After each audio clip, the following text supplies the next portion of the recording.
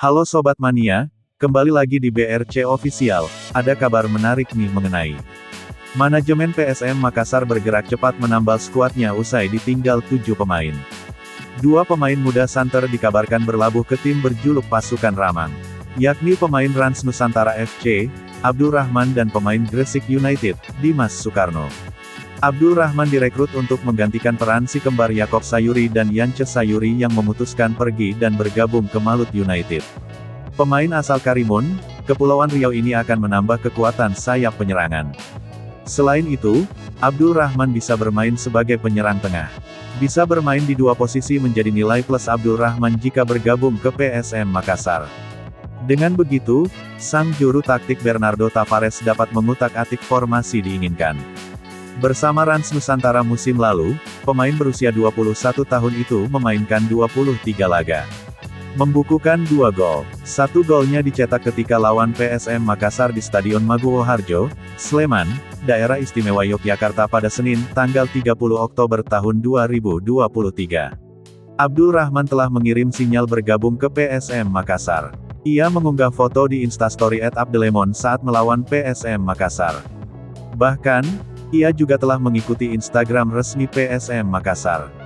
Sedangkan Dimas Sukarno akan menambah kekuatan sektor pertahanan. Klub kebanggaan masyarakat Sulawesi Selatan, Sulsel, ini mencari pengganti Safduddin Tahar yang memutuskan hijrah ke Malut United.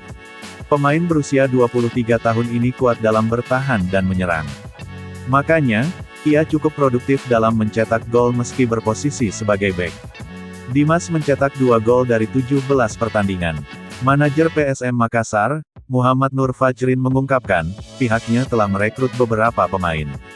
Pemain lokal ada 5 dari Liga 1 maupun Liga 2. Bahkan, ada ex-pemain PSM Makassar direkrut lagi. Sudah 8-10 pemain sudah deal dan tanda tangan kontrak. Hanya masalah waktu baru kita umumkan, katanya saat ditemui Minggu, tanggal 16 Juni tahun 2024. PSM Makassar memang akan lebih mengandalkan banyak pemain muda di musim tahun 2024 sampai tahun 2025. Walau demikian perekrutan pemain tetap dilakukan secara selektif. Direktur Utama PSM Makassar, Sadikin Aksa mengaku, pihaknya akan berhati-hati dalam merekrut pemain. Ia tak ingin mengulangi kesalahan sebelumnya. Kami ada beberapa pemain yang kurang dapat bermain, katanya dalam sebuah kesempatan.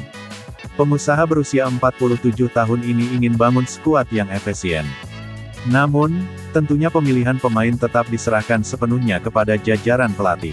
Kami menginginkan tim yang efisien dan ini tetap keputusan ada di tim pelatih, tutur Sadikin. Nah itu dia sobat untuk update kabar hari ini. Bagaimana pendapat kalian sobat? Tulis pendapat kalian di kolom komentar ya sobat, dan jangan lupa like, komen dan subscribe.